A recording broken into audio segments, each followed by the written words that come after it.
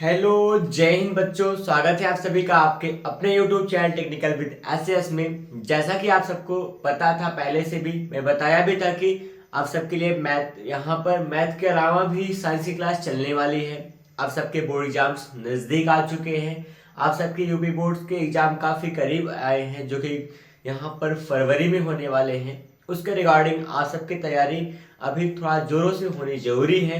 उसी कड़ी में आपके लिए मैं यहाँ पे ऑफलाइन के साथ साथ ही ऑनलाइन बैच में भी साइंस की क्लास लेके आ रहा हूँ। जैसे कि आज की क्लास में मैं आप सबके सामने डिस्कस करने वाला हूँ आपके साइंस के पहले chapter chemical equation and chemical यहाँ पे रिएक्शन के बारे में, जो कि क्लास 10th के लिए होने वाली है। तो आप सभी बच्चे तैयार हो जाएं उस रण के लिए, उस आखिरी रण के लिए जिसके लिए हम लोग यहाँ पर बोर्ड एग्जाम 2024 में फाइट करने वाले हैं। उसके जो भी आपने अभी तक प्लानिंग किया है, उस पर आप जो भी काम कर रहे हैं वो आप अपनी तरफ से करते रहिए। बाकी ये आपके लिए समझ लीजिए गिफ्ट मिलने वाला है एसएस क्लास की तरफ से। तो यहाँ पर आप सबको पूरा का पूरा साइंस का टॉपिक या साइंस का जो सिलेबस होगा वो कवर किया जाएगा, और जल्द ही आपको मैथ की क्लासें भी यहाँ पर देखने को मिलेगी। आप डेली यहाँ पे यूट्यूब चैनल पे आकर जल्दी से आप सभी इस सारे के सारे यहाँ पे साइंस के चैप्टर्स को कवर कर लीजिए। जैसे कि मैं अभी टाइम का डिसाइड कोई कंफर्म नहीं हो पाया है, लेकिन मैं बहुत जल्द ही 1-2 क्लास में ही आपको टाइम फिक्स कर दूंगा कि हाँ इतने टाइम पर आपको डेली लाइव क्लास मिल जाएगी साइंस की। ठीक है, फिलहाल तो अभी हम लोग शुरुआत करते हैं अभी क्लास का।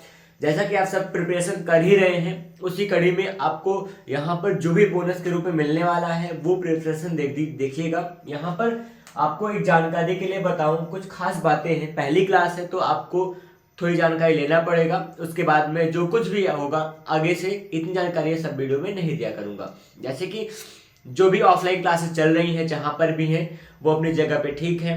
ऑनलाइन क्लास में आप सबके लिए वो बच्चे जो ऑफलाइन क्लास किसी कारणवश नहीं ज्वाइन कर पाते हैं, नहीं ज्वाइन कर पा रहे हैं, उनके लिए ऑनलाइन क्लास स्पेशली चलाई गई है।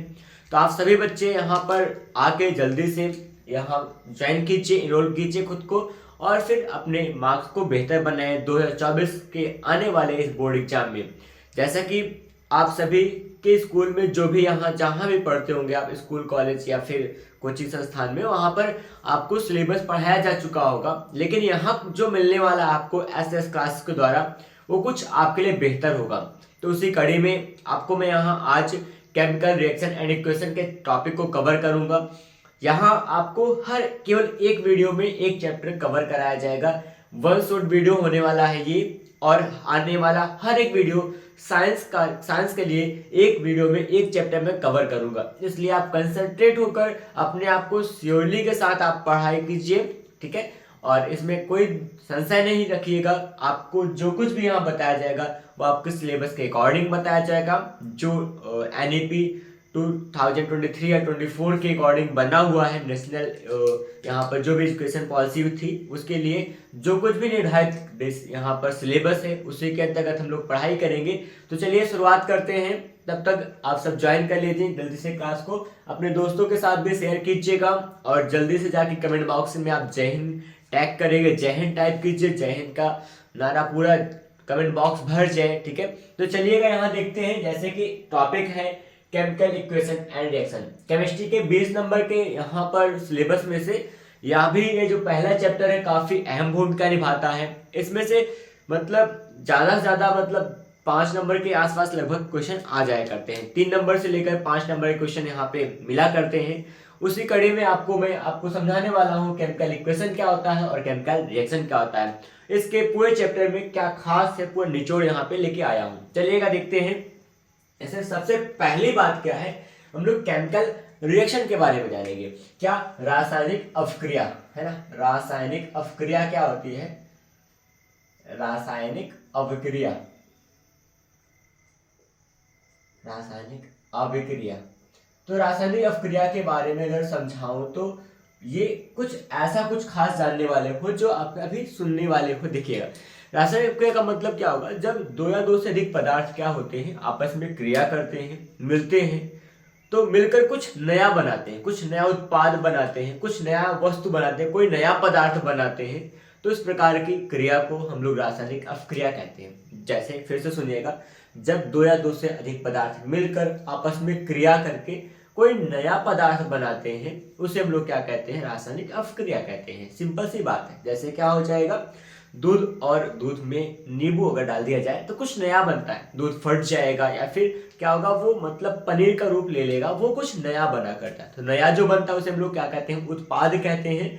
और जो पहले मिला हुआ जो चीजें हमने मिलाया था, जिससे पहले रिएक्शन कराया था, जिससे हमने क्रिया कराया था, उसे हम लोग कहते हैं अभिकारक पदार्थ, है ना। यहाँ पे दो चीजें होती हैं, किसी भी रासायनिक अपक्रिया में दो भाग होते हैं, एक उत्पाद होता है और उससे पहले क्या होगा, अभिकारक होता है। तो यहाँ पे आप जानिएगा, जैसे क्या बन जाता है, कोई ए हमारे पास, ए और बी तो हमारे पास पदार्थ थे पहले, और इनको मिला दिया गया या फिर इनका आपस में रिएक्शन कराया गया, क्रिया कराया गया। इसके बाद जो कुछ मिलता है हमारे पास, कोई सी मिलता है प्रश्न में, डी मिल जाता है या फिर अकेला सी मिलेगा, कोई बात नहीं, लेकिन यहाँ पे इस प्रकार की फॉर्मेटिंग होगी। इसे हम लोग क्या कहते हैं, रासायनिक अपक्रिया कहा करते हैं, है ना। रासायनिक अपक्रिया का मतलब यहाँ पे जो दोनों पदार्थ है क्या कहलाएंगे, हमारे अभिकारक पदार्थ होते हैं, अभिकारक होंगे, अभिकारक। और जो प्राप्त होता है क्रिया के फलस्वरूप उसे कहते हैं हम लोग उत्पाद कहते हैं, प्रोडक्ट कहते हैं, है ना। उत्पाद हुआ, प्रोडक्ट होता है। ये चीज यहाँ पे आप जानिएगा।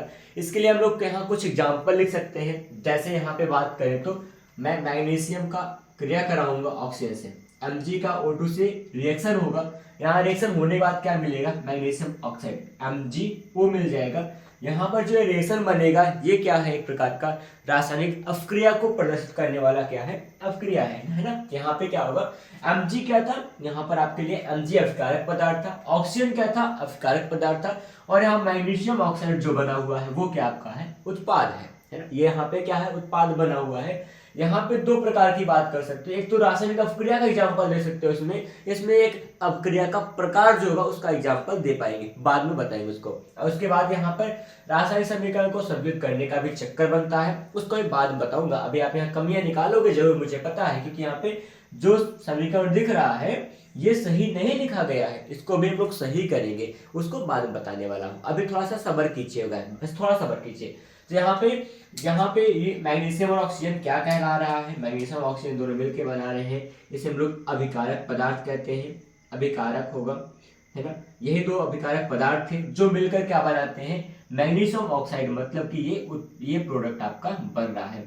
तो अभिक्रिया फिलहाल क्या होती है, जब दो या दो से अधिक पदार्थ आपस में क्रिया करके कोई नया पदार्थ बनाते हैं उसे हम लोग रासायनिक अपक्रिया कहते हैं। और सबसे खास इंटरेस्टिंग बात यह होती है, जो उत्पाद बनता है वो अभिकारक के गुणों से बिल्कुल भिन्न होता है। अभिकारक का कोई सा भी गुण यहाँ उत्पाद में मैच नहीं कर रहा होता है, ये बात होगा। तो मतलब बिल्कुल भिन्न गुण वाला कोई नया पदार्थ बनता है उसे हम लोग उत्पाद कहते हैं। और जो एक प्रक्रिया होती है, जो अपक्रिया होती है, उसे हम लोग रासायनिक अपक्रिया कहते हैं। रासायनिक अपक्रिया में ही कुछ जो उत्पाद बनता है वो नया रहता है, वो अभिकारक से हटकर रहता है, ये चीज होगा, है ना यहाँ पे।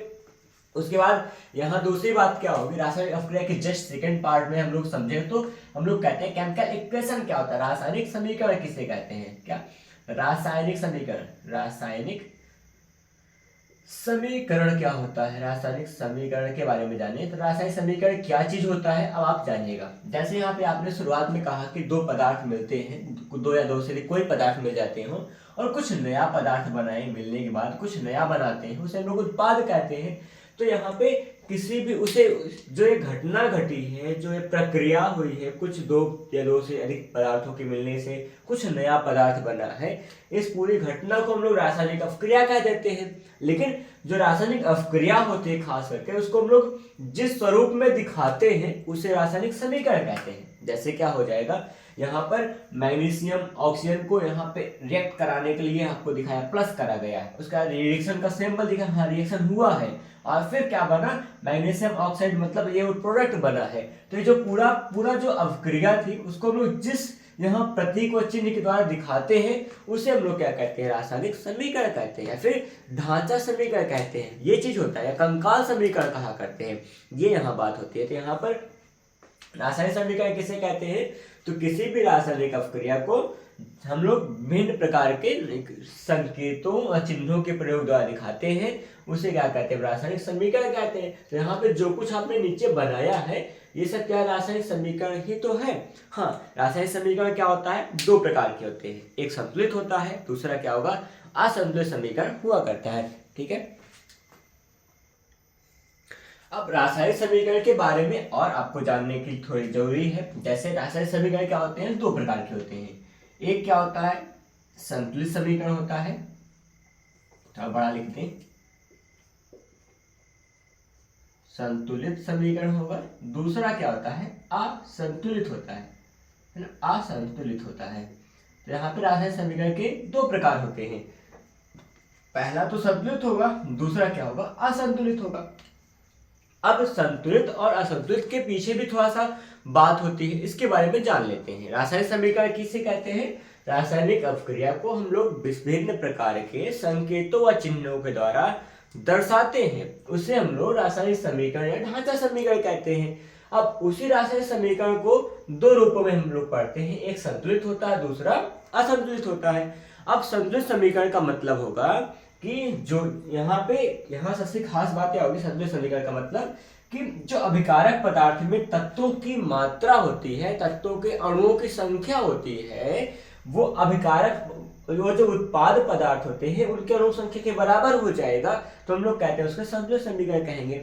फिर से, जैसे कि जो अभिकारक पदार्थ होते हैं उनमें उपस्थित जो भी भाग लेने वाले तत्व रहते हैं, उनके अणुओं की जो संख्या होगी वो उत्पाद के अणुओं की संख्या के बराबर हो जाएगी, तो उसे हम लोग क्या कहते हैं, समीकरण संतुलित कहते हैं। अगर ये ऐसा नहीं है तो क्या कहलाएगा, वो असंतुलित समीकरण कहलाएगा। और कोई भी समीकरण जो होता है उसे संतुलित करना बहुत जरूरी होता है। कोई समीकरण अगर संतुलित नहीं है तो इससे क्या होगा, इससे हमें जो रासायनिक अपक्रिया हुई है उसके बारे में पूर्ण जानकारी नहीं मिला करती है। वैसे समीकरण को हम लोग नए परिभाषा से भी बता सकते हैं। रासायनिक समीकरण क्या होता है, रासायनिक समीकरण क्या होता है, रासायनिक समीकरण का मतलब वह समीकरण जो किसी रासायनिक अपक्रिया को प्रदर्शित करता हो, रासायनिक अपक्रिया की सही जानकारी को दे रहा होता हो, उसे क्या कहते हैं हम लोग, रासायनिक समीकरण कहते हैं। ये चीज हो जाएगा। तो रासायनिक अपक्रिया के बारे में संपूर्ण जानकारी को देने वाले समीकरण को रासायनिक समीकरण कहते हैं, है ना।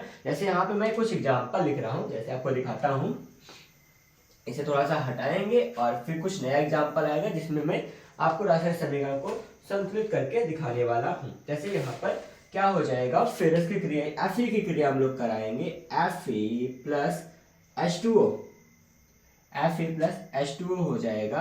और फिर यहाँ ये गिव्स दैट हमको क्या मिलेगा, यहाँ पर मिल जाएगा Fe3O4, Fe3O4 होगा, जस्ट अ मोमेंट, प्लस में क्या बनेगा 2H2 ना, हाइड्रोजन गैस बनेगा, ऐसे कुछ बनेगा, H2 कितनी है बस ना।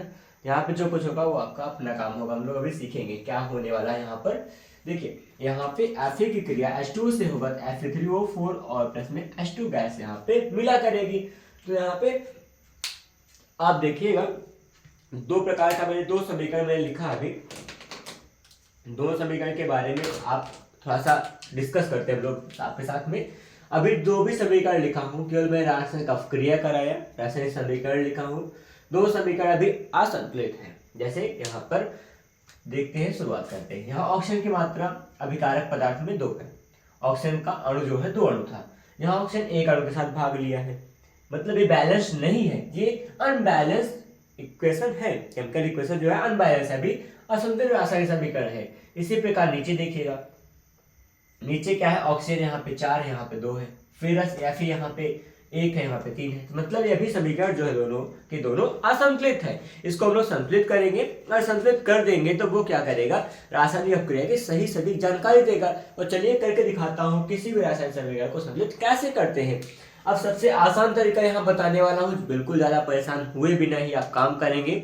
आपको एग्जाम में यहाँ पर जरूर रूप में एक समीकरण ऐसा मिलेगा जो संतुलित करने को दिया जाएगा, वहां लिखा होगा कि रासायनिक समीकरण को संतुलित कीजिए, स्पेशली यही लिखा होगा। चलिए दिखाता हूँ कैसे आप कीजिएगा वहां पर एग्जाम टाइम में कैसे संतुलित करना। तो सबसे आसान तरीका बता रहा हूँ, जैसे यहाँ पर मैग्नीशियम की मात्रा यहाँ पे जितनी है उतनी यहाँ पर है, इसमें आप चिंता न करें। आप यहाँ पे हाइड्रोजन या ऑक्सीजन की बात करेंगे जल्दी से। यहाँ फिलहाल पहले वाले में तो क्या है, ऑक्सीजन है, ऑक्सीजन यहाँ 2 अणु के साथ है, और यहाँ उत्पाद में केवल एक अणु के साथ है। तो यहाँ पे आप क्या कर दीजिएगा, आगे 2 गुना कर देंगे, 2 से जब गुना कर देंगे, 2 गुना कर दीजिएगा तो ऑक्सीजन की जो मात्रा होगी आगे से तो 2 गुना हो जाएगी। लेकिन यहाँ कुछ दिक्कत यह होने वाला है कि मैग्नीशियम भी वहां से 2 गुना हो गया है। अब मैग्नीशियम की वैलेंस गड़बड़ होती है, आगे आप आइए मैग्नीशियम के पास 2 गुना कर दीजिएगा, सारा का सारा काम खत्म हो जाएगा, बात बराबर हो गई है। तो यहाँ पर मैग्नीशियम का 2 अणु है यहाँ पे मिल जाएगा, मैग्नीशियम का यहाँ 2, ऑक्सीजन तो था पहले ही, ऑक्सीजन का 2 यहाँ आ गया, बात बराबर हो गई। तो अब ये जो समीकरण होगा क्या होगा, वो संतुलित समीकरण कहलाएगा। ये चीज यहाँ पे होता है। अगला यहाँ पे आपको दिखा रहा हूँ, नीचे दूसरे समीकरण में बैलेंस समीकरण को संतुलित कैसे करके दिखाएंगे वो चीज आप यहाँ देखिएगा। जैसे यहाँ पर Fe की जो मात्रा है, यहाँ पर तो ठीक है 1 है, बट यहाँ पे हमारे पास 3 है, यहाँ पे बात गड़बड़ है। तो यहाँ पे Fe की जो मात्रा है, Fe का जो अणु है, Fe 3 अणु के साथ है, तो यहाँ पे हम लोग क्या लगाएंगे, यहाँ 3 से गुना कर देंगे तो Fe का भी 3 गुना हो गया है यहाँ पर। लेकिन ध्यान रखने की बात यह है कि यहाँ ऑक्सीजन 4 अणु के साथ है, यहाँ पर केवल 1 अणु के साथ है। तो यहाँ मैं क्या कर दूंगा, 4 से गुना कर दूंगा, तो 4 का ऑक्सीजन तो 4 हो गया, बट यहाँ पे हाइड्रोजन 4 गुना कितना हो गया, 8, पहले से 2 था, 2 चौके 8 हो जाएगा। तो ऑक्सीजन अगर यहाँ हाइड्रोजन की वैलेंसी गड़बड़ होती है तो यहाँ पे आप हाइड्रोजन के पास जाएंगे, यहाँ पर 8 है तो यहाँ पे आप 4 गुना कर देंगे, 4 गुना 8 हो जाएगा। ये आपके प्रेजेंट ऑफ माइंड पे काम कर रहा होता है। आप जितना एफिशिएंस बनोगे, जितने सवाल लगाओगे उतने से एफिशिएंट बन जाओगे इसमें। तो आपको क्या करना होगा, ज़्यादा से ज़्यादा सवालों को, ज़्यादा से ज़्यादा यहाँ समीकरणों को खुद से संतुलित करना होगा, तो आप ज़्यादा कर पाएंगे। तो इसलिए कोई भी समीकरण हो जो टीचर क्लास में कराएं या फिर आप यहाँ जो देखे हो, उसको आप खुद से समीकरण को संतुलित करने का प्रयास करना, तो आप ज़्यादा कर पाओगे। फिर आप आगे बढ़ेंगे तो अगला टॉपिक हम सबके पास जो आने वाला है वो खास होने वाला है। रासायनिक अपक्रिया हुई, रासायनिक समीकरण के बारे में जान चुके हैं, हम लोग एंट्री करेंगे अपक्रियाओं के प्रकार पर। अपक्रियाओं का प्रकार एक मोस्ट इम्पोर्टेंट टॉपिक होने वाला है। अपक्रियाओं के प्रकार में जितने प्रकार की अपक्रियाएं होती हैं उन सबको जानिएगा और उन सब के बारे में आप पढ़ेंगे। यहाँ पर कुछ खास यहाँ पढ़ने वाले हो, ठीक है। जितने भी, वैसे अपक्रिया तो बहुत सारे प्रकार की होती है, लेकिन यहाँ पर आपके जो हाई स्कूल के सिलेबस में है हम लोग उतना ही पढ़ेंगे ना, कुछ 4-6 ही इम्पोर्टेंट हैं जो यहाँ पढ़ने वाले हैं और जो एग्जाम में आने वाले हुआ करते हैं उसी के बारे में लोग डिस्कस करेंगे। तो जैसे रासायनिक अपक्रिया के जो प्रकार हैं उन प्रकारों में कुछ ऐसे प्रकार भी आप देखिएगा, मैं दिखा रहा हूँ, लिखेंगे हेडिंग में types of chemical reaction, types of chemical reaction.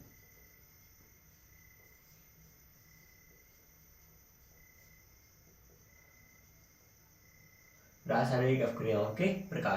तो यहाँ पे जो पहला प्रकार होगा, वो जो सबसे पहला मैं यहाँ लेने वाला हूँ वो क्या होगा, यहाँ पर चाहे तो आप कहो योगात्मक अपक्रिया, चाहे हम लोग संयोजन अपक्रिया कहा करते हैं ना।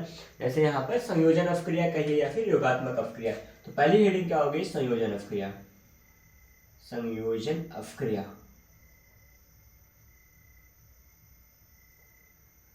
संयोजन अपक्रिया ये क्या होता है, संयोजन अपक्रिया का मतलब यहाँ पे हम लोग क्या कह सकते हैं इसको, संयोजन अपक्रिया का मतलब कॉम्बिनेशन रिएक्शन भी कहा करते हैं अंग्रेजी में। तो अंग्रेजी यहाँ पे ना लिख के हिंदी में काम करने में कोई दिक्कत नहीं है। वैसे मैक्सिमम लोग हिंदी मीडियम से ही यहाँ पे होने वाले हो, अगर आपको लगे कभी तो आप अंग्रेजी में जरूर टाइप कीजिएगा, मैं उसके लिए रिफर्ड करूँगा। तो फिलहाल संयोजन अपक्रिया का मतलब क्या होगा, ऐसी अपक्रिया यहाँ पर जिसमें क्या होता हो कि मतलब कि 2 या 2 से अधिक अभिकारक पदार्थ जुड़कर एकल उत्पाद प्रदान करें, उसे हम लोग क्या कहते हैं, संयोजन अपक्रिया कहते हैं। फिर से बात को सुनिएगा, जैसे वह रासायनिक अपक्रिया जिसमें 2 या 2 से अधिक अभिकारक पदार्थ जुड़कर केवल एक नया उत्पाद बनाते हैं, उसे क्या कहते हैं हम लोग यहाँ पर संयोजन अपक्रिया कहते हैं। जैसे एग्जाम्पल के लिए अभी आपने ऊपर लिखा भी था एक एग्जाम्पल, वही मैं फिर से रिपीट कर रहा हूँ, बाकी फिर से कुछ नया भी आपको देने वाला। जैसे क्या हो जाएगा, आपके सामने मैग्नीशियम अभी यहाँ पे हाजिर था, है ना। मैग्नीशियम की बात कर लेंगे हम लोग, और इसका जब ऑक्सीजन से क्रिया कराएंगे तो क्या बनता है, मैग्नीशियम ऑक्साइड MgO बना था। इसके साथ ही कुछ और नया सा बनाने वाला हूँ। जैसे क्या हो जाएगा, मैं HCl सोडियम क्लोराइड के, HCl का मतलब यहाँ पे हाइड्रोक्लोरिक अम्ल की बात करने वाला हूँ। इसका क्रिया कराएंगे हम लोग यहाँ पे NH3 अमोनिया से, है ना, थोड़ा सा NH3 लिखते हैं बस, NH3 से क्रिया कराएं तो यहाँ पे क्या बन जाएगा, NH4Cl बनेगा, NH4Cl, है ना। ये चीज बन जाएगा। अमोनियम क्लोराइड बनता है, मतलब नौसादर बन जाएगा अमोनिया से क्रिया कराने का, पर ना HCl का मतलब हाइड्रोक्लोरिक अम्ल का अगर हम लोग अमोनिया से क्रिया करेंगे तो अमोनियम क्लोराइड मतलब कि नौसादर प्राप्त होगा। इनका नाम अभी लिख देंगे, ठीक है। ये चीजें होंगी। और भी रिएक्शन अगर जानना चाहो तो आप जानते ही होंगे इसको। जैसे कि कार्बन का हम लोग क्या करते हैं, ऑक्सीजन से क्रिया करा दें, क्या बन जाता है, कार्बन डाइऑक्साइड, CO2 बनेगा। और फिर जैसे और भी एक आसान सा रिएक्शन जानते हो आप, हाइड्रोजन का क्या होता है, ऑक्सीजन से रिएक्शन होगा तो क्या होगा, H2O बनता है। जो समीकरण संतुलित नहीं होगा उसको मैं भी कर दूंगा। उससे पहले आप देखिए कि ये बहुत सारे रिएक्शन आपने देखा होगा जिसमें क्या होने वाला है, सब के सब में क्या हुआ, यहाँ पर दो अभिकारक पदार्थ मिलकर केवल एकल उत्पाद प्रदान कर रहे हैं, दो अभिकारक पदार्थ मिलकर केवल एकल उत्पाद बना रहे हैं। तो यहाँ पे हर जगह यहाँ पर मोनो प्रोडक्ट प्राप्त हो रहा है, इसे हम लोग कहते हैं संयोजन अभिक्रिया। यहाँ पे संयोग हुआ, सबका मिलकर एक उत्पाद बनता है, उसे हम लोग संयोजन अभिक्रिया कहते हैं। ये चीज यहाँ पे होता है। तो क्या होगा, इसकी डेफिनेशन कैसे आप सुनिएगा, आप लिखना आपका काम होगा, मैं यहाँ पे डेफिनेशन लिखने वाला हूँ, ठीक है। तो संयोजन अभिक्रिया का मतलब वह रासायनिक अभिक्रिया जिसमें दो या दो से अधिक अभिकारक पदार्थ जुड़कर क्या बनाते हैं, एकल उत्पाद बनाते हैं। केवल एक उत्पाद बनाएंगे उसे क्या कहते हैं हम लोग, संयोजन अभिक्रिया कहते हैं। ये यहाँ पर बैलेंस कर लेते हैं, जल्दी से देखिएगा। बैलेंस करने के केस में हम लोग फिर से वही करिएगा, जैसे ऑक्सीजन यहाँ 2 था, यहाँ पे 2 गुना कर दीजिएगा। Mg की बैलेंस 2 हो चुकी है, यहाँ पे 2 से गुणा करेंगे तो बात बरोबर हो गया। यहाँ पे नाइट्रोजन 1 था, हाइड्रोजन यहाँ पे 3 1 4 था, बाएं साइड में, दाएं साइड में 4 है, क्लोरीन 1 1 बराबर है, बात कोई दिक्कत इसमें नहीं है। बाकी फिलहाल इसमें भी कोई दिक्कत नहीं होने वाली है। लास्ट वाले में है कुछ गड़बड़ी, ऑक्सीजन यहाँ 2 के साथ था तो यहाँ 2 गुना कर देंगे। हाइड्रोजन यहाँ पे क्या हुआ, 4 हो गया तो यहाँ पे 2 गुना कर दीजिएगा, सबका काम खत्म। तो ये चीज थी यहाँ पर, ये हमने किया। और इसमें क्या किया गया है, ये संयोजन अभिक्रिया का एग्जाम्पल लिखा गया है। और संयोजन अभिक्रिया के दौरान क्या होगा, बैलेंस समीकरण आपके सामने प्रस्तुत है। आप इस सबको लिख सकते हैं, नोट कर लीजिए। आप यहाँ पे कोई भी दिक्कत हो तो आप यहाँ पे कमेंट करिएगा, तो मैं डिस्कस जरूर करूंगा। इसका नाम फिलहाल लिख देता हूँ, यहाँ पर नाम इसका होगा हाइड्रोक्लोरिक अम्ल होगा, हाइड्रोक्लोरिक अम्ल, हाइड्रोक्लोरिक एसिड, हाइड्रोक्लोरिक अम्ल होगा, ये ऊपर वाला HCl होगा। और ये अमोनिया है,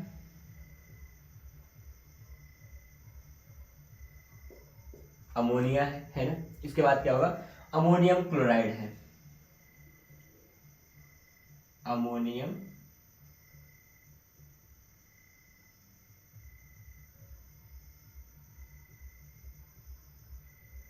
क्लोराइड, इसका नया नाम होता है, व्यवहारिक नाम नौसादर। इस हिसाब से हम लोग काम करेंगे। और इसके बाद यहाँ पे ये कार्बन डाइऑक्साइड है, ऑक्सीजन कार्बन है ही, हाइड्रोजन ऑक्सीजन, और H2O का मतलब जल है ना। मैग्नीशियम ऑक्साइड है, मैग्नीशियम है, ऑक्सीजन है। और सारे नाम नॉर्मल से थे इसलिए मैं उस सब में नाम नहीं लिखा हूँ, बाकी सब के नाम यहाँ लिखे गए हैं।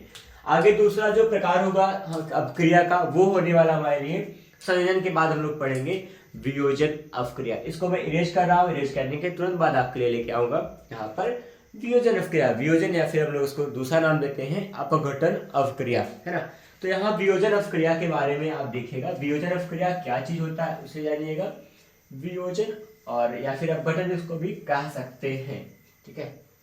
वियोजन अभिक्रिया, इसको अगर नया नाम दे, इसको अंग्रेजी कहते हैं डिकम्पोजिशन रिएक्शन कहते हैं, वियोजन,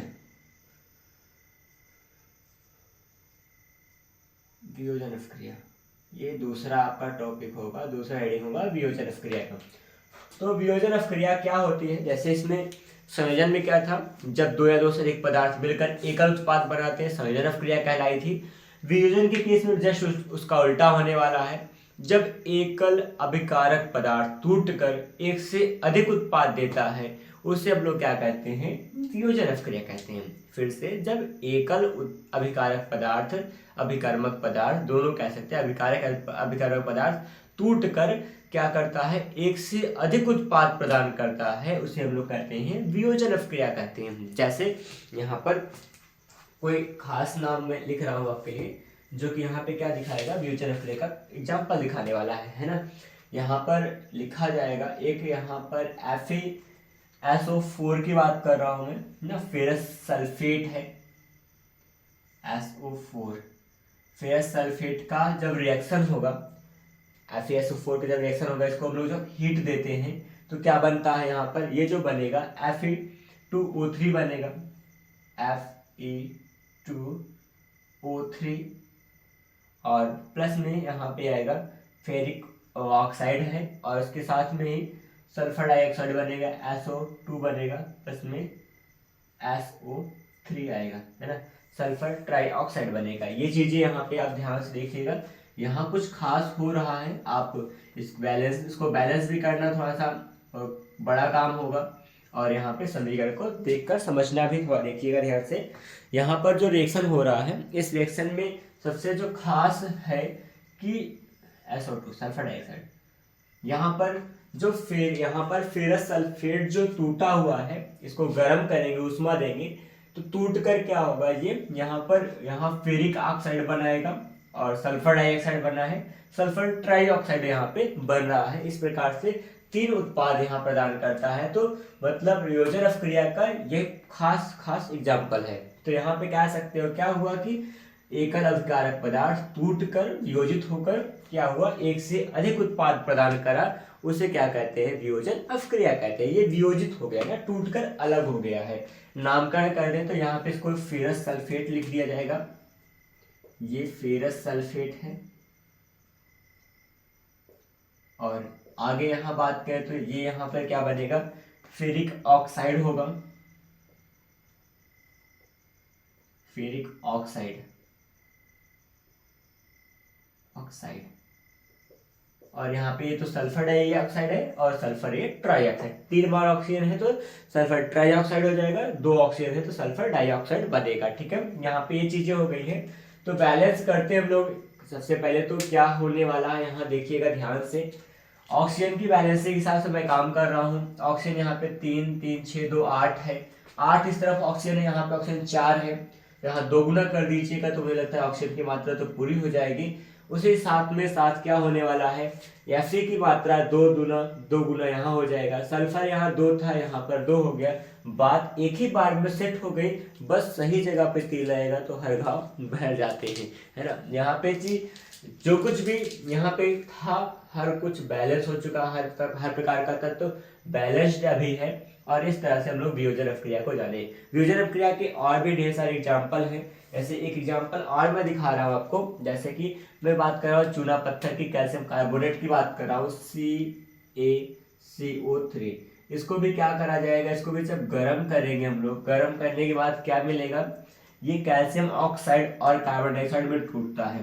कैल्शियम ऑक्साइड CaO प्लस में कार्बन डाइऑक्साइड CO2 के रूप में टूट जाता है। ये चीजें यहाँ पे बनाएगा। और फिर यहाँ पे इसका जो नाम होगा वो नाम कैसा होगा, यहाँ पे मैं कैल्शियम कार्बोनेट लिख सकता हूँ या फिर चूना पत्थर कह देंगे, यही वो चूना पत्थर है। और फिर दूसरा यहाँ पे कैल्शियम ऑक्साइड बनेगा, ये कैल्शियम ऑक्साइड।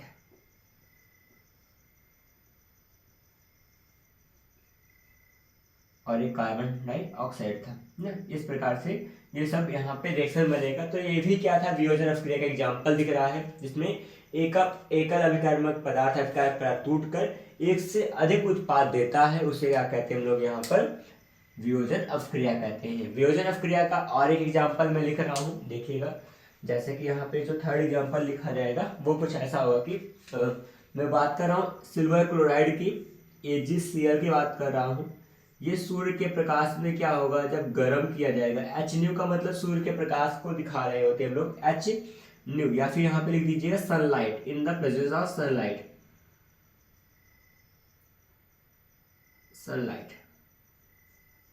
तो सूर्य के प्रकाश में जो अभिक्रिया देगा, ये क्या दे रहा होता है, सिल्वर इसका अलग हो जाएगा, Ag अलग होगा, प्लस में क्या होगा, इसका क्लोरीन अलग हो जाएगा। इस हिसाब से यहाँ पे रिएक्शन हमको प्राप्त होता है। जैसे सिल्वर क्लोराइड था, जब सूर्य के प्रकाश की उपस्थिति में पहुंचता है तो क्या होगा, ये सिल्वर इसका अलग हो जाएगा और क्लोरीन गैस अलग हो जाती है। ये भी क्या हुआ, हमारे पास वियोजन अभिक्रिया का एग्जाम्पल बना, है ना। इसको संतुलित थोड़ा कर दीजिएगा।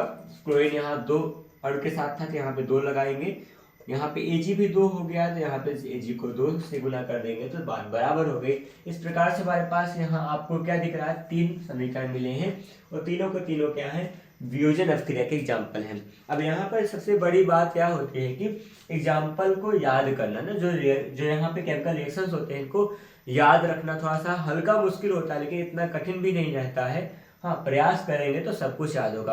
अब यहाँ पे जो रिएक्शन है ना, ये बहुत जगह काम होते हैं। जैसे हम लोग आगे बहुत सारे साल्ट्स के बारे में पढ़ेंगे तो वहाँ चूना पत्थर काम आया करता है, तो वहाँ पर जो रिएक्शन काम होगा ये सब वहाँ पे बहुत सारे काम के बनेंगे रिएक्शन, क्योंकि ये वहाँ पे क्या होता है, जब कैल्शियम कार्बोनेट को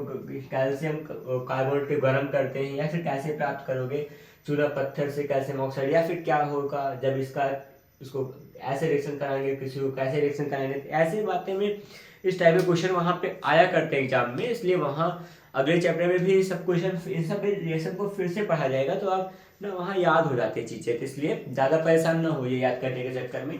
फिलहाल बढ़ेंगे हम लोग अगले वाले पॉइंट पे।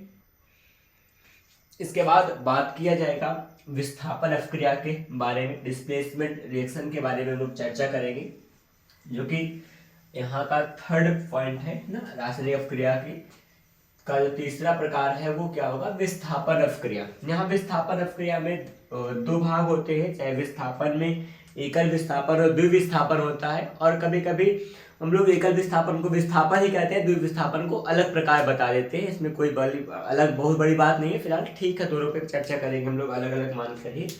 तो यहाँ पे जो थर्ड वाला पॉइंट होगा वो क्या हो जाएगा, विस्थापन अपक्रिया, डिस्प्लेसमेंट रिएक्शन, विस्थापन अभिक्रिया।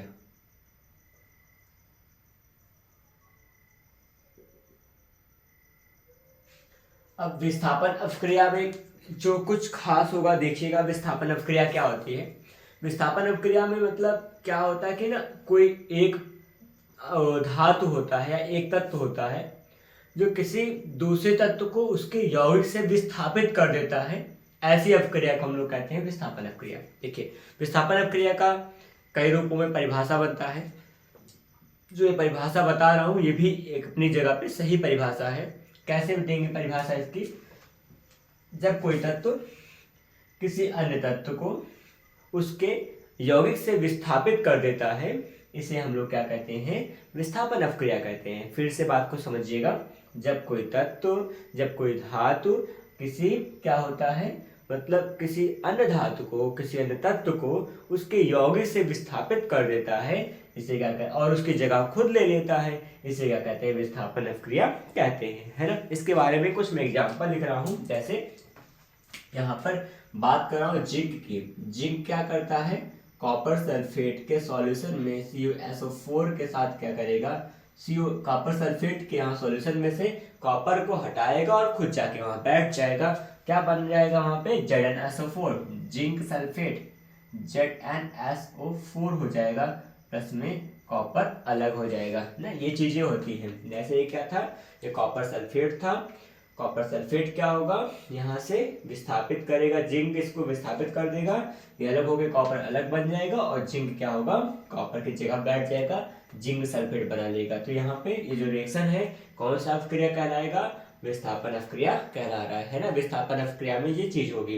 विस्थापन अपक्रिया का और एग्जाम्पल दें तो यहाँ पे क्या बनेगा, जैसे अगला मैं बात कर रहा हूँ फेरस की। ऐसे जो फेरस होगा वो क्या होगा, कॉपर सल्फेट के साथ कुछ करेगा छेड़खानी, CuSO4 के साथ यहाँ पर क्या करेगा, CuSO4 को CuSO4 से कॉपर सल्फेट से कॉपर को हटाएगा और खुद वहां पे जाके बैठेगा, FeSO4 हो जाएगा, प्लस में कॉपर इसमें से भी अलग हो जाएगा। तो यहाँ पे दोनों रिएक्शन में क्या दिख रहा है आपको, दोनों के दोनों अपक्रियाओं में विस्थापन अपक्रिया साफ नजर आ रही है। विस्थापन अपक्रिया बहुत ज्यादा बैलेंस नहीं करना पड़ता है, ऑलरेडी बैलेंस रहता है, कभी कभी थोड़ा बहुत पड़ जाता है, बाकी इसमें ज्यादा नहीं करने पड़ते हैं ना। तो यहाँ पर क्या मिला आपको, विस्थापन अपक्रिया में जब कोई, या अच्छा एक परिभाषा ऐसा भी बना करती है, जब कोई क्या होता है, प्रबल या फिर सक्रिय धातु किसी अन्य या फिर कम क्रियाशील धातु को उसके यौगिक से विस्थापित करता है, इसे विस्थापन अपक्रिया कहते हैं। फिर से क्या होगा, जब कोई प्रबल धातु किसी दुर्बल धातु को उसके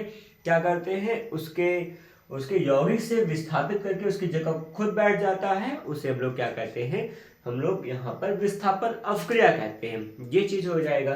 तो यहाँ पे जिंक और जो यहाँ फेरस था दोनों कॉपर से प्रबल होते हैं क्रियाशीलता में, और फिर यहाँ पे इसको जब विस्थापित कर देंगे तो खुद इसकी जगह बैठकर कॉपर को अलग कर दिया गया है। इस प्रकार से जो अवक्रिया हुई है उसे हम लोग कहते हैं विस्थापन अवक्रिया, डिस्प्लेसमेंट रिएक्शन। ठीक है, आगे यहाँ पे इसके बाद का टॉपिक है वो होगा 4th नंबर, चाहे तो आप 4th नंबर को बाकी 3rd नंबर के अंदर भी हम लोग उसको कह सकते हैं। कौन सा?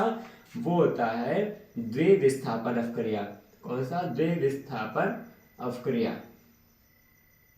द्विविस्थापन अवक्रिया। अब द्विविस्थापन अवक्रिया में जो कुछ होने वाला है वो आप देखिएगा। अब द्विविस्थापन अवक्रिया क्या चीज होता है? द्विविस्थापन अवक्रिया का मतलब वह अवक्रिया जिसमें क्या होते हैं, दो यौगिक, दो मतलब कि यहाँ पर यौगिक ही होंगे, है ना, यहाँ पे दो यौगिक में होंगे और उनके जो मूलक होते हैं या उनके धातुएं होती हैं एक दूसरे का स्थान को अदला बदली कर लेते हैं ना, एक दूसरे के स्थान को ग्रहण कर लेते हैं, उसे क्या कहते हैं हम लोग यहाँ पे द्विविस्थापन अवक्रिया कहते हैं। खास करके द्विविस्थापन अवक्रिया में दोनों तत्व एक दूसरे की जगह को घेरा करते हैं। जैसे यहाँ पर एग्जांपल में लूँ, एग्जांपल आपके सामने दिखेगा, यहाँ पे बात कर रहा हूँ मैं सोडियम सल्फेट की NaSO4, यहाँ पे आने वाला आपके सामने Na2SO4 सोडियम सल्फेट हो जाएगा। ये रिएक्शन करेगा यहाँ पर बेरियम क्लोराइड के साथ, BaCl2 के साथ क्रिया करेगा। तो यहाँ पे आप देखिएगा दोनों एक दूसरे की जगह को घेरेंगे। जैसे यहाँ का बेरियम हट जाएगा और सोडियम इसको हटा देगा, सोडियम इसकी जगह पे आएगा, वो इसकी जगह पे हो जाएगा। तो क्या बन रहा है यहाँ से बनेगा बेरियम सल्फेट BaSO4 प्लस में NaCl, ये चीज यहाँ पे आ जाएगा। Cl को थोड़ा ठीक कर दें। ये जो अवक्रिया होगी ये यहाँ पे क्या होने वाली है, द्विविस्थापन अवक्रिया। कैसे होगी? जैसे कि यहाँ पर Na2SO4 क्या है, एक यौगिक था, यहाँ पर BaCl2 क्या था, बेरियम क्लोराइड क्या था, यहाँ पे एक यौगिक था। इन यौगिक में दोनों के दोनों मूलक एक दूसरे की जगह को ग्रहण करते हैं। मूलक का मतलब है जो यहाँ बेरियम होगा इसका मूलक ये है, सोडियम यहाँ पे उसका मूलक था, इसकी जगह को ये ग्रहण किया, इसकी जगह पे ये ग्रहण किया, दोनों एक दूसरे के स्थान को अदला बदली करते हैं, स्थानांतरित करते हैं, इसे हम लोग कहते हैं द्विविस्थापन अवक्रिया। तो यहाँ पे दोनों एक दूसरी जगह को घेरते हैं, इसलिए द्विविस्थापन होता है ना। यहाँ पे ये चीज यहाँ बनी, तो थोड़ा सा बैलेंस करना होगा हम सबको। बैलेंस कैसे करेंगे? देखिए सोडियम यहाँ पे 2 अणु के साथ था और यहाँ क्लोरीन भी 2 अणु के साथ था। जहाँ सोडियम क्लोरीन है, सोडियम क्लोराइड है, उसे हम लोग 2 गुना कर देंगे, क्या बन जाएगा हमारा, बैलेंस पूरा हो जाएगा। बाकी तो सब ठीक लग रहा है, ठीक ठाक है ना। तो ये चीजें यहाँ पे होती हैं। विस्थापन द्विविस्थापन में इतने फर्क होता है। विस्थापन में क्या होता है, विस्थापन को हम लोग एकल विस्थापन कह सकते हैं, जबकि द्विविस्थापन स्पेशली 2 विस्थापित होता है ना, उसके दोनों के दोनों क्या होते हैं, यौगिक विस्थापित कर दूसरे की जगह को विस्थापित करते हैं। तो वो चीज यहाँ पे हम लोग देखने को मिला करता है सबको। और विस्थापन में केवल क्या होगा, एकल कोई परमाणु होगा जो दूसरे यौगिक से उसको हटा देता है, बस काम खत्म हो जाएगा। तो यहाँ पे ये चीजें और उसको अलग करके बैठा देता है। और आगे हम लोग बढ़े तो इसके बाद के जो रिएक्शन होंगे उन पे आते हैं। इसी के कड़े में यहाँ नया नाम तो नहीं है, मतलब कि कहा जाए तो नई परिभाषा या फिर नए इसके प्रकार तो नहीं है, लेकिन इसी के अंतर्गत आता है। मैं इसको यहाँ पर 5वां 6वां नाम देने वाला हूँ, इसमें अलग बात नहीं करूँगा क्योंकि इसी के अंतर्गत ही आने वाला है। 2 अवक्रिया है, ऊष्माक्षेपी अवक्रिया, ऊष्माशोषी अवक्रिया होती है। इसके बाद जो होगा उसको मैं पढ़ूंगा, बताने वाला हूँ। ऑक्सीकरण और अपचयन अवक्रिया ना, उपचयन अपचयन भी कहते हैं, इसको रिडॉक्स अवक्रिया भी कहा करते हैं, उस पर चर्चा करेंगे। उससे पहले आपको मैं चर्चा करने वाला हूँ अभी इस क्लास में क्या कि यहाँ पर ऊष्माक्षेपी और ऊष्माशोषी अवक्रिया क्या होती है। तो देखिएगा जल्दी से उसको भी हम लोग देखेंगे कि ऊष्माक्षेपी अवक्रिया और ऊष्माशोषी अवक्रिया क्या है, इन दोनों में क्या फर्क होता है, क्या खास होते हैं, उसके बारे में आप जान लीजिए। जैसे कि यहाँ पे नंबर नहीं लिख रहा हूँ, अगर नंबर लिखूंगा तो यहाँ 5वां नंबर लिखा जाएगा, ऊष्माक्षेपी अवक्रिया।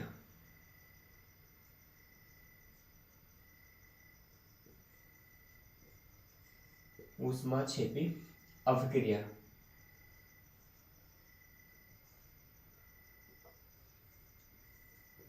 ऊष्माक्षेपी अवक्रिया के बारे में देखिए हम लोग पढ़ने वाले हैं।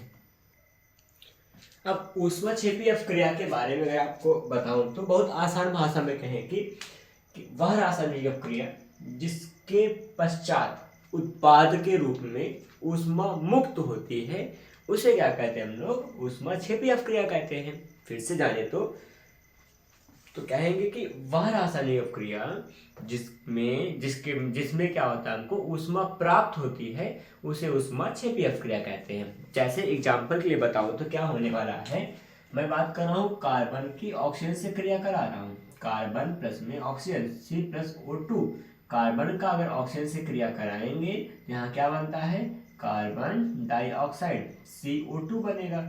अब जो यहाँ CO2 बन रहा है तो यहाँ पे क्या मिलती है, प्लस में यहाँ हीट उत्पन्न होती है, प्लस में यहाँ ऊष्मा उत्पन्न होती है। तो यहाँ पे ऊष्मा छेपी का मतलब होता ही है कि वह रासायनिक अपक्रिया जिसके फलस्वरूप हमको ऊष्मा की प्राप्ति हो, उसे ऊष्मा छेपी अपक्रिया कहते हैं। तो यहाँ पे कार्बन का ऑक्सीजन से क्रिया कराने पर यहाँ पे कार्बन डाइऑक्साइड तो बनेगा, लेकिन यहाँ पर क्या मिलता है, ऊष्मा भी उत्पन्न होती है। और इसमें उत्पन्न ऊष्मा की जो मात्रा होती है वो लगभग रूप में यहाँ पर 940 लगभग निकटतम मान जो होगा इतना सा ऊष्मा निकलता है, इतनी कैलोरी ऊष्मा मिला करते, कितना 94,300 कैलोरी ऊष्मा यहाँ पे प्राप्त होती है, लगभग निकटतम मान इतना सा होता है। तो यहाँ ढेर सारी ऊष्मा मिलती है। तो ऊष्माक्षेपी अपक्रिया का मतलब वह रासायनिक अपक्रिया जिसके फलस्वरूप हमको ऊष्मा प्राप्त होती है, उसे क्या कहेंगे, ऊष्माक्षेपी अपक्रिया कहते हैं। उसके बाद क्या होगा, उसके बाद दूसरा हमारे पास अपक्रिया क्या थी, उसका एग्जाम्पल आपके सामने लिखा गया है। इसके बाद दूसरा जो रासायनिक अपक्रिया इसके बाद का था, इसको मैं 6 नंबर दे रहा हूँ, उसमें क्या कहेंगे, ऊष्माशोषी अपक्रिया कहेंगे। क्या, ऊष्माशोषी अपक्रिया। ऊष्माशोषी अपक्रिया। तो ऊष्माशोषी अपक्रिया का मतलब क्या होगा, वह रासायनिक अपक्रिया जिसमें क्या हो, हमको ऊष्मा अपने पास से देना पड़े, उसे क्या कहते हैं, ऊष्माशोषी अपक्रिया कहते हैं ना। ऊष्माशोषी अपक्रिया का मतलब क्या होगा, वह रासायनिक अपक्रिया जिसमें हमें ऊष्मा देना पड़ता हो, इस अपक्रिया को कराने के लिए ऊष्मा प्रदान करना पड़े, उसे ऊष्माशोषी अपक्रिया कहते हैं। ऊष्माक्षेपी का मतलब जिसमें ऊष्मा हमको प्राप्त होती है, उसे ऊष्माक्षेपी कहते हैं। अब ऊष्माशोषी अपक्रिया का मतलब देखो, एक रिएक्शन बता रहा हूँ मैं, नाइट्रोजन से क्रिया कराने वाला हूँ, नाइट्रोजन की ऑक्सीजन से, नाइट्रोजन की क्रिया होगी ऑक्सीजन से, N2 का O2 से क्रिया कराएंगे तो क्या बनेगा, नाइट्रोजन ऑक्साइड बन जाएगा। लेकिन नाइट्रोजन ऑक्साइड जो बनता है ना, ये आसानी से, इतना आसानी नहीं बन जाता, इतना बहुत आसान नहीं कि इसको बन ही गए, बस कह दिए सो बन गया, ऐसा नहीं होता है। इसके लिए हमको यहाँ पे ऊष्मा देना पड़ता है, इसको यहाँ पे गर्म करना पड़ता है। यहाँ खुद से चाहे यहाँ प्लस में ऊष्मा लिख दिया करें या फिर यहाँ प्लस में हीट का सिंबल लगा दे, तो वहाँ पे वो गर्म करने की बात हो रही होती है, हमको ऊष्मा यहाँ देना पड़ता है।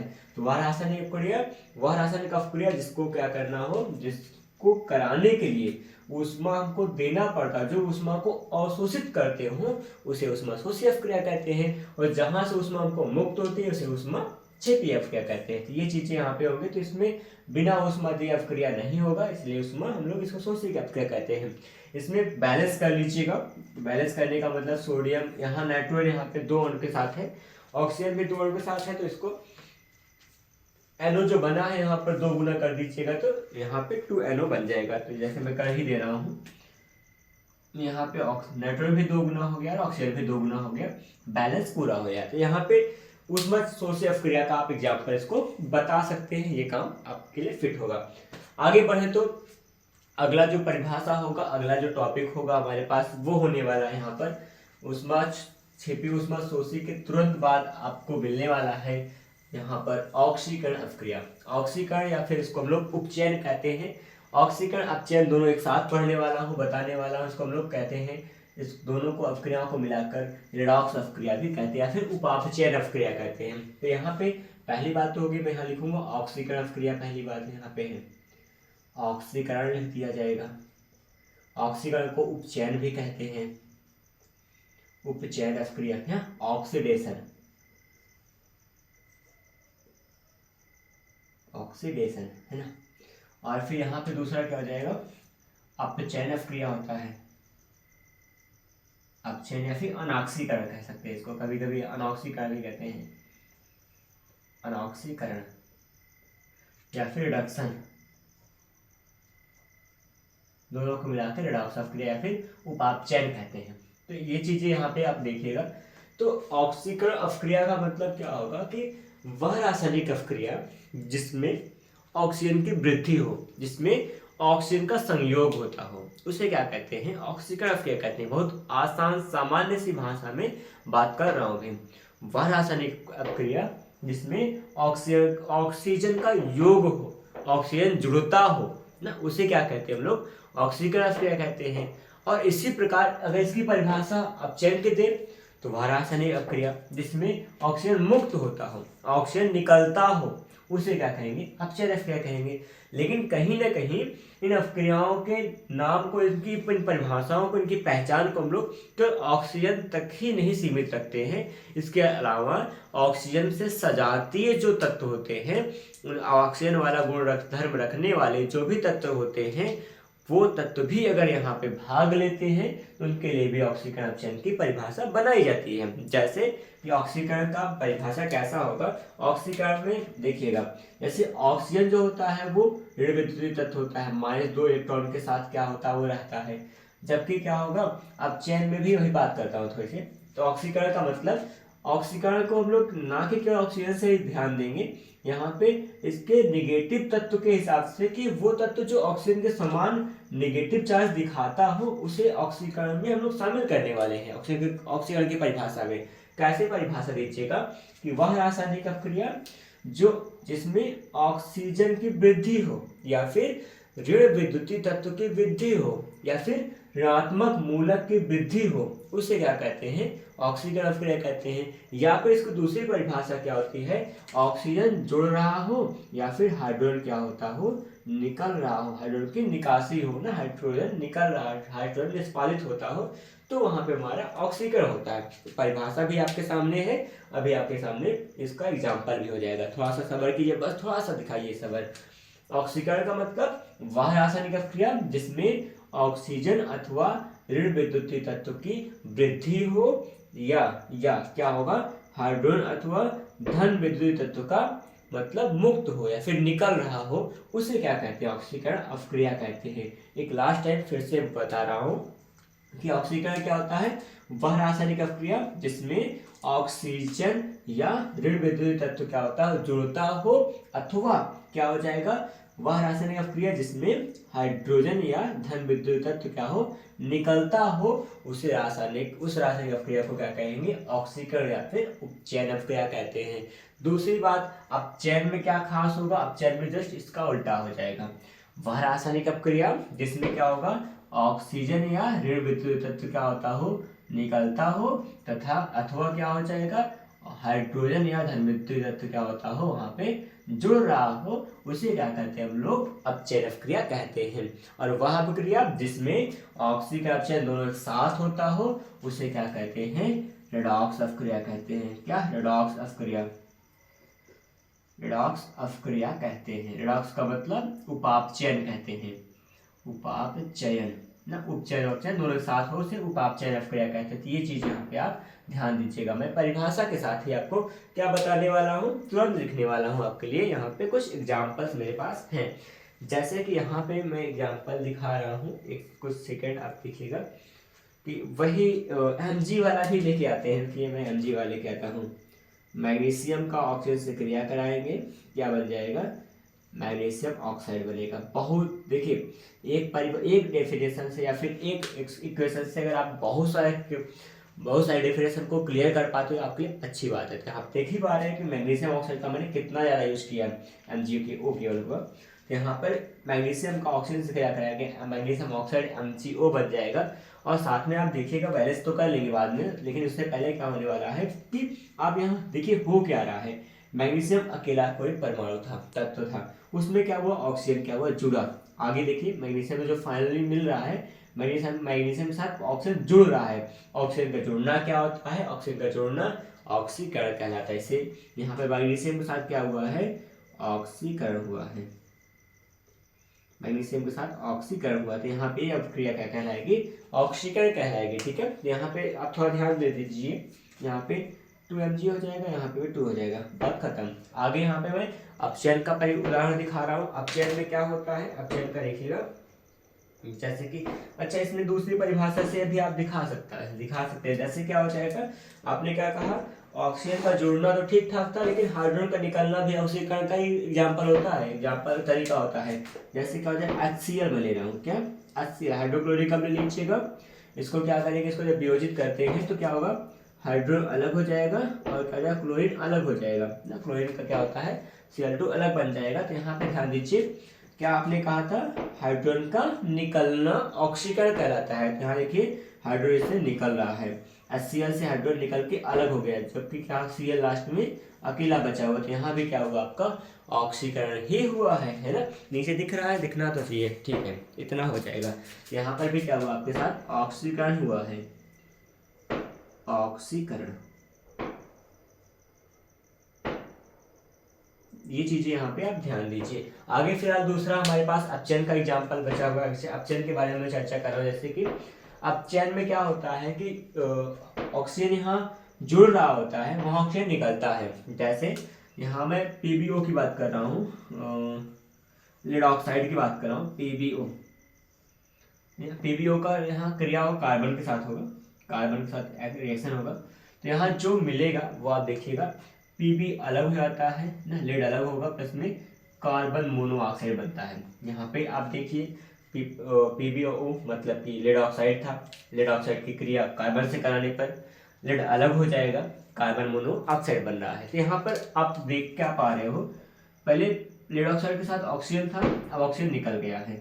ऑक्सीजन निकलने के बाद क्या बन गया, ऑक्सीजन अकेला हट गया है। तो ऑक्सीजन का निकलना क्या कहलाता है, अपचयन कहलाता है। क्या, अपचयन कहलाएगा। तो अपचयन की घटना यहाँ पे हुई है ना, हुई है यहाँ पर। और ऑक्सीकरण चाहे कहो, चाहे रिडक्शन कहो, या फिर अपचयन कहें, तो यहाँ अपचयन अवक्रिया हुई है ना। ये चीजें यहाँ पे आप देख सकते हैं। और दूसरा, और एक बात और बता रहा हूँ, यहाँ पे ऑक्सीकरण भी हुआ है। जैसे कैसे, जैसे देखिएगा कार्बन के साथ क्या हुआ है, ऑक्सीजन जुड़ गया है, यहाँ पे क्या हुआ, ऑक्सीकरण भी हो गया है। तो आप ध्यान दीजिए, एक ही अवक्रिया में दोनों पॉसिबल हो सकता है। दोनों क्रियाएं पॉसिबल होंगी तो उसे क्या कहेंगे, वाहक क्रिया।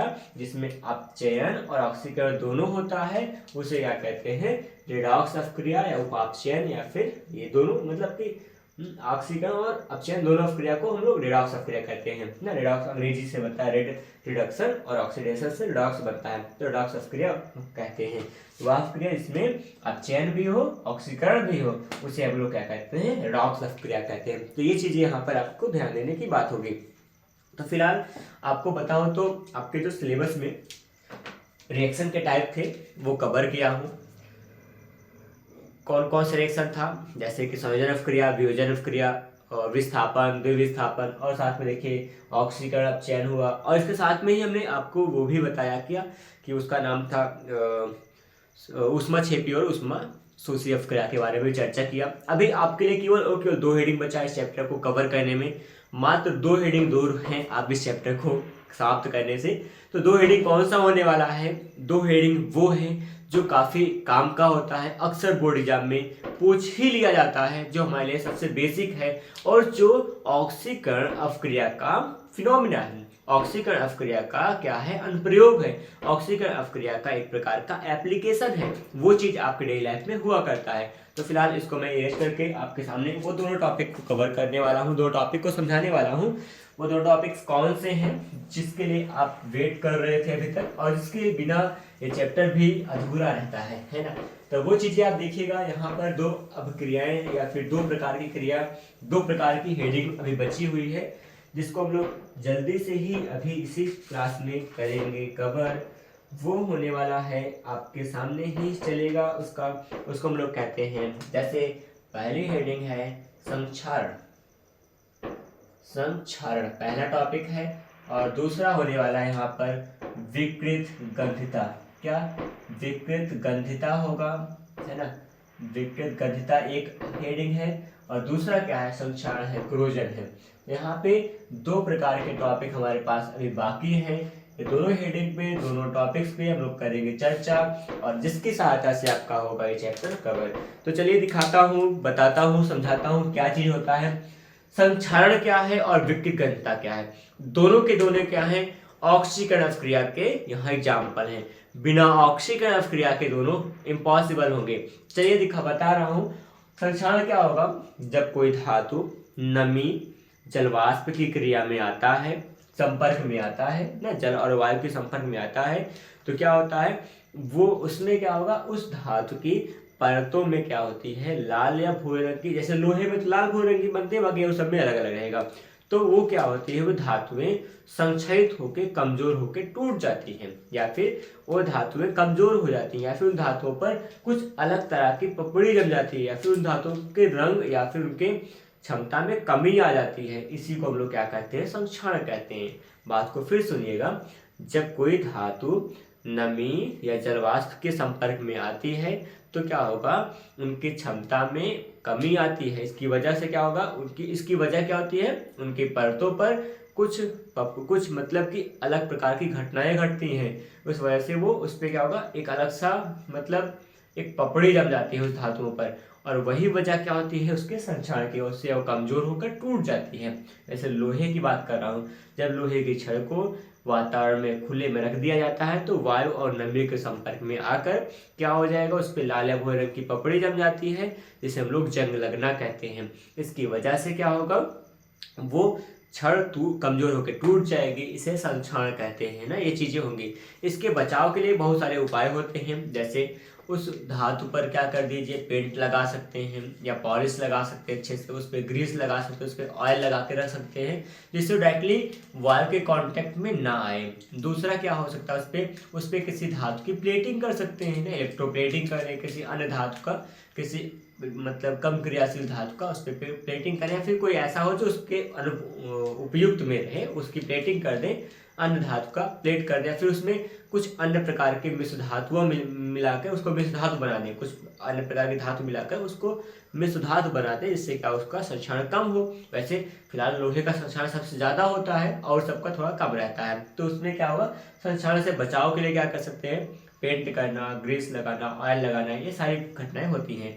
और फिलहाल ये क्यों होता है, ऑक्सीजन की अपक्रिया की वजह से। दूसरा यहाँ पे आपको बताने वाला हूँ, अगला टॉपिक है विकिरणता। विकिरणता क्या चीज होता है, विकिरणता का मतलब क्या होगा, जब कोई वसीय तेलीय पदार्थ होता है वो खुले में या वायु के संपर्क में आता है, उसका रंग, उसका गंध व स्वाद बदल जाता है। रंग से कोई विशेष फर्क नहीं पड़ेगा, लेकिन गंध व स्वाद बदल जाता है। इसकी वजह से क्या होगा कि मतलब ये वजह क्या होती है, ऑक्सीकरण की वजह से होती है।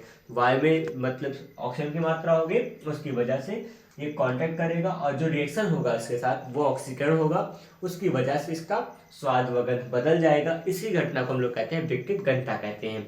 अब जैसे मतलब कोई भी भोज्य पदार्थ होता है, खाने का सामान होता है जो तेल में तला होता है, उसमें जल्दी से जल्दी उसको अगर हम यूज ना करें या फिर उसको खुले में रख दें कुछ समय के लिए, कुछ दिनों के लिए, तो उसका स्वाद बदल जाता है, और वही वजह होती है विकिरणता की। ठीक है, उससे बचाव के लिए हम लोग क्या कर सकते हैं, उसको किसी ऐसे एनवायरनमेंट में रखें जहाँ पे एयर कांटेक्ट ना रहे, जहाँ वो अक्रिय वातावरण बना के रखे, वैसी जगह पे रखने से वो बचा रह सकता है, सेफ रह सकता है।